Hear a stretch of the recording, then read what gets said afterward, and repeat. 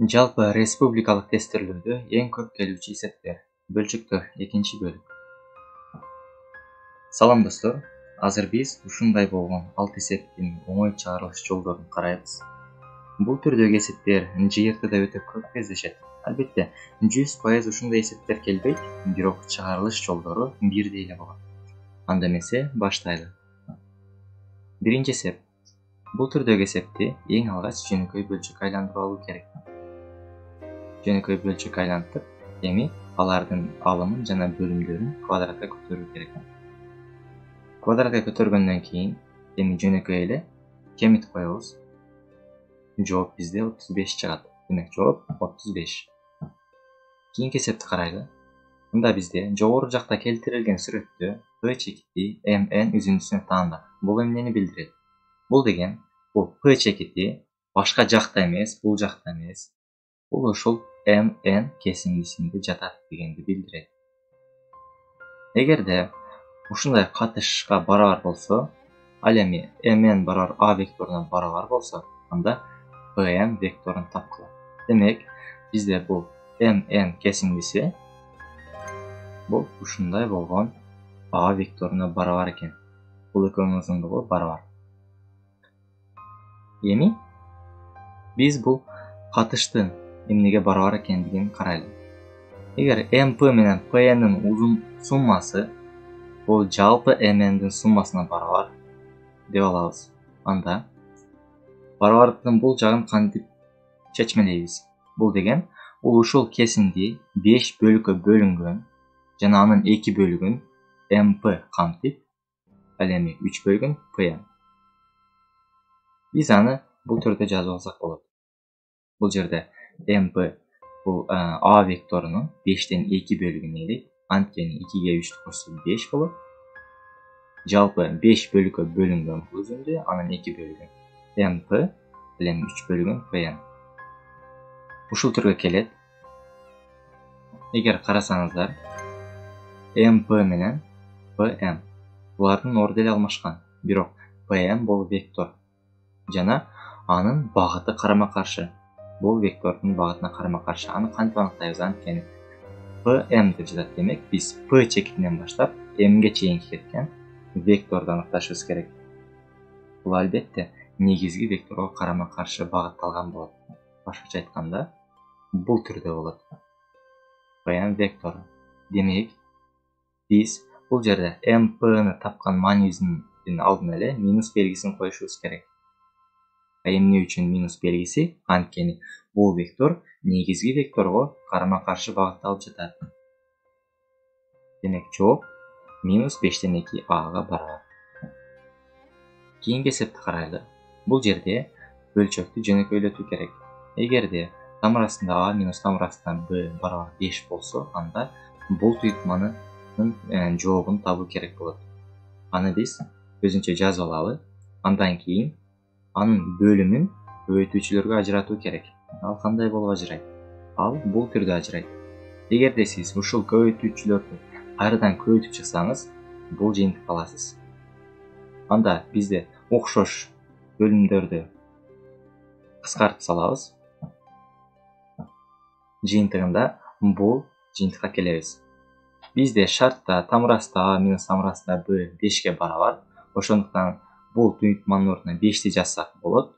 Жана жооптары биз 5тен 1 деген жоопту алабыз. Кийинки эсеп, албетте, бир аз татаал эсеп. Муну бир аз түшүнүктүүрөөк кылып, жөнөкөйлөтүп жазып алышыбыз керек бул түрдө. Эми бул эсепти кантип чыгаруу керек? Сиз туйутманы туйутмага мамыча түрүндө бөлүү дегенди уктуңуз беле? Эгер уккан болсоңуз, азыр ошону жасайбыз. А эгер уга элек болсоңуз, анда аны азыр оңой эле үйрөнүп аласыз. Бул үчүн биринчи бөлчөктүн алымындагы туйутманы мамыча түрүндө бөлүмдөгү туйутмага бөлүү керек. Кантип бөлөбүз? Жөнөкөй эле биринчи бул жака маани беребиз. Биз азыр 1 деген маани беребиз. Анткени бул жакта туйутманын экинчи мүчөсүн жоготуу керек. Маанини бердик. Эми кемитебиз. Жыйынтык 1ден 1 кемитсек 0 болот. Ал эми x тамырасында x минус тамырасында x деген жиынтықты алабыз. Ушундай жиынтыкты алабыз. Эми бул жака плюс тамырасында x деген маанини беришибиз керек. Эмне үчүн плюс болгонунун себеби бул жакта экинчи мүчөнү жоготуп алуу керек бизге. Ошон үчүн плюс тамырасында x деген маанини берүүбүз керек болот. Аны кемитебиз. Кемиткенде тамырасында x менен тамырасында x жоюлушуп кетет. Дагы бул жыйынтыкты алабыз. x тамырасында x минус x. Ушул жерге чейин бөлүп келгенибиз жетиштүү. Демек бизде бүтүн бөлүк 1 плюс тамырасында x, ал эми калдык x тамырасында x минус x. Муну бул түрдө жазып алабыз. Бүтүн бөлүк өзүнчө жазылат. Ал эми калдык бул жак бөлүм өзү жазылып, калдык анын алымына жазылат. Эми бул жерде x'ти кашанын сыртына чыгарып жиберели. Кашанын сыртына чыгарсак, тамырасында x минус 1 деген жыйынтык калат. Бул жерде окшошторду кетиребиз. Жыйынтык катары бизде 1 плюс тамырасында x плюс x деген жооп калат. Демек жооп ушул түрдө. Эми кийинки эсепти карайлы. Бул жерде x'тин эң кичине маанисин тапкыла дейт. Бул барабарсыздыкты биз теңдеме түрүнө келтиребиз. Башкача айтканда нөлгө барабарлап алабыз. Андан кийин бөлчөктүн бөлүмүндөгү 3-түн 2-нчи даражасын барабардыктын бул жагына өткөзөбүз. Дагы аны 0го көбөйтсөк 0 деген жыйынтыкты алабыз. Дагы теңдемебиз бул түргө келет. Бул теңдеме 2 теңдемеге ажырайт. Биринчи теңдеме x квадрат барабар 0. Андан биз x1 барабар 0 деген жыйынтыкты алабыз. Эмне үчүн x1? Анткени бул биринчи теңдеме. Экинчи теңдеме бул түрдө жазылат x минус 3 барабар 0, x2 барабар 3 деген жыйынтыкты алабыз. Бизде азыр эки маанини алдык. Бул 0 жана 3. Алардан албетте 0 кичине маани. Демек x'тин эң кичине мааниси 0го барабар. Эми кийинки эсепти карайлы. Бул эсепте y-тан x барабар 4кө барабар экен. Эгер ушундай шарт аткарылса, анда бул туюнтманын жообу кандай чыгат? Эң алгач бул туюнтманын өзүн жазып алалы. Дагы аны ажыраталы.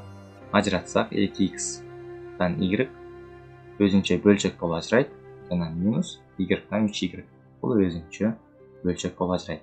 Бул жерде окшошторду кетирсек болот. Ал y менен y кетиребиз жана биздин туюнтма бул көрүнүшкө келет.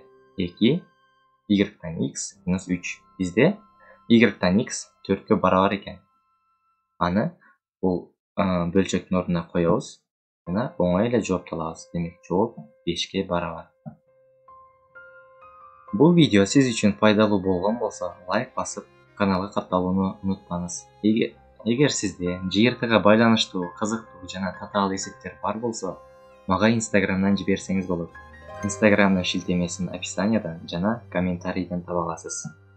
Көңүл бурганыңыз үчүн чоң рахмат. Кайрадан көрүшкөнчө.